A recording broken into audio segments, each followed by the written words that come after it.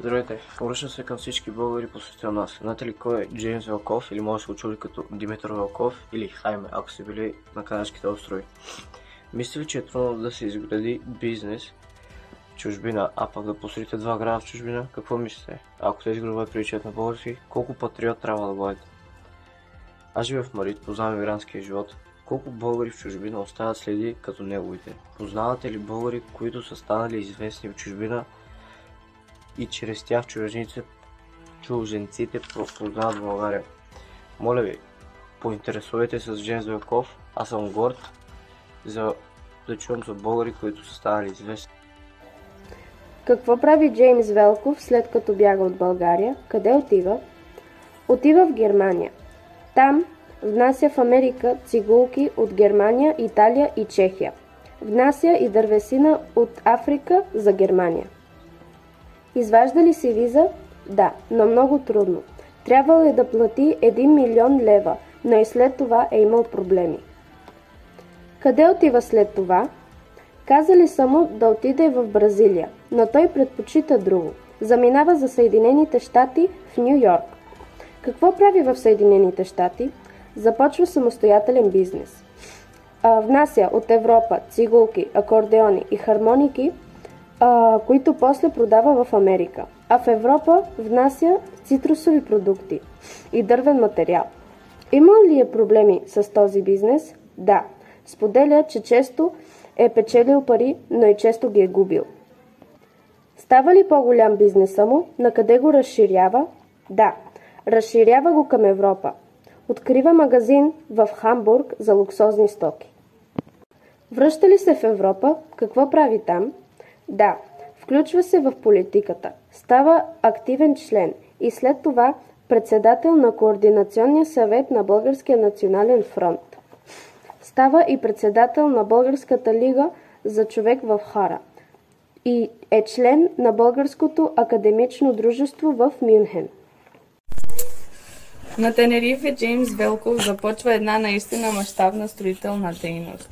Той създава цели 2 нови града – Гуахара и Табайба. Закупува от дребните собственици парцели. За Табайба те са над 600. Сформира голям екип от архитекти, адвокати, строителни инженери и започва работа. Първият град, Гуахара, е наричан така на името на една принцеса. Този нов град фактически свързва двете столици на Канарските острови. Старата, която сега е университетски град, и новата Санта Крус. Строежът не само жилищните сгради, но и инфраструктурата, пътищата, водоснабдяването, търговската мрежа, електрификацията се реализира на 3 етапа.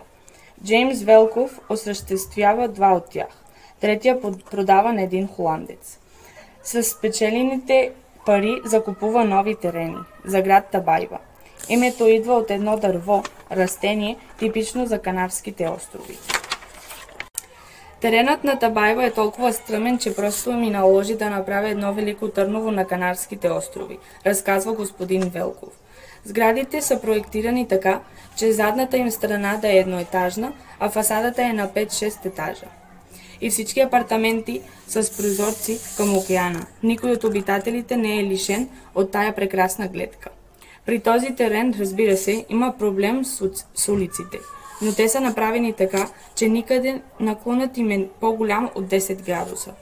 Градът има и собствена електростанция и напълно развита инфраструктура. Благодарение на какво е имал голям успех не само в една държава, а в няколко. И той владее английски, така успява да открие своите компании в Съединените щати, като магазин за мъжка мода. Също владее немски и така успява да следи в Берлин и започва първия си бизнес, което е да внася в Америка цигулки от Европа и също внася от Африка за Германия дървесина за направа на цигулките. Владее също испански и благодарение на това той може да строи 2 градове в Тенерифе. Португалски също го говори и не само езиците са му полезни за професионалския си живот, ама също е за личния си живот.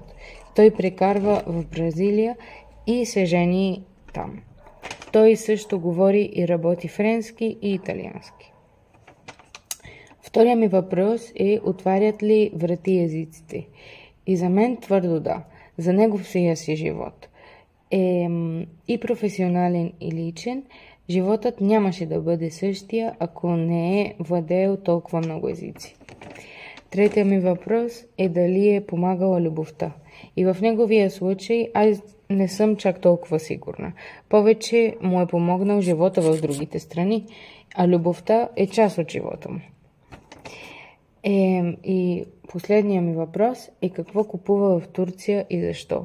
И по време на животът му в Испания и строежът на тези два града в Тенерифе, той вижда няколко магарита и се събужда спомените за България.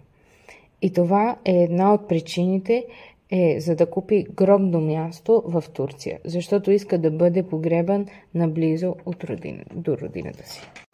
Впечатлен съм от живота на господин Джеймс Велков. През 2008 година той умира, но ако имах възможността да разговарям с него, бих го попитал следното.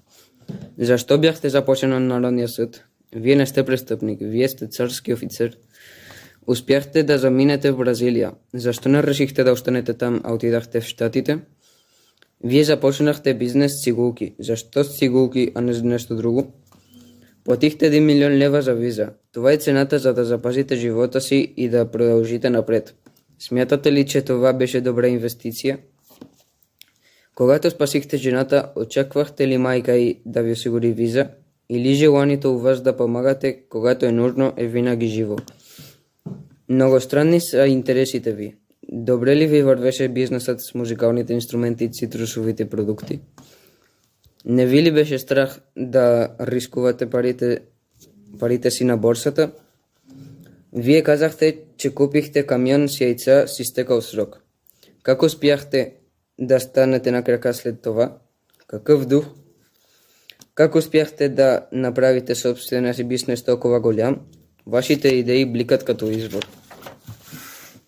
Аз прочетох, че вие се включихте в много световни организации. Но как успяхте да влезете в организация за защита на животни, продавайки инструменти? Та вие защитавате всичко, което можете. Впечатлен съм от постиженията ви. Хора като вас са пример за хуманизъм, за ентусиазъм в трудни моменти. Пример сте за мен. Джеймс Велков е един от най-успешните българи като бизнесмен извън България. Обаче, защо Велков е избрал Канарските острови за този проект? Според него това се дължи на срещата му с природата, която му носи бегли, обаче хубави изпълнени от България. След това тази става следващата му цел. Всеки би искал да има толкова успехи, колкото Велков. Обаче, има ли някаква насъществена мечта? Тя каква е? Според мен е това, че не е успял да строи в България. Какво е променил той в тогавашната България? Аз мисля, че той е променил политиката. Също така, всяка страна, в която Велков е бил, той оставя своят отпечатък. Какъв отпечатък е оставил той в личен и професионален план в България? А за този въпрос ще остава на вас да потърсите и помислите отговора. Винаги се радвам, когато чуя за успял българин в чужбина. И особено ако този българин не е скъсал връзката си с България. Това точно е случаят на господин Джеймс Велков. Той през 1958 година отговаря на апела на генерал Франко към всички тези, които искат да помогнат на Испания да се възстанови след опустошителната гражданска война, заселвайки се в териториите й. Господин Велков се установява в Тенерифе. Там той вижда местност, която силно му напомня на България. След тази случка той започва една мащабна строителна дейност, създавайки цели два нови града – Гуахара и Табайба, в Тенерифе, Испания. Тази дейност господин Велков нарича делото на живота си.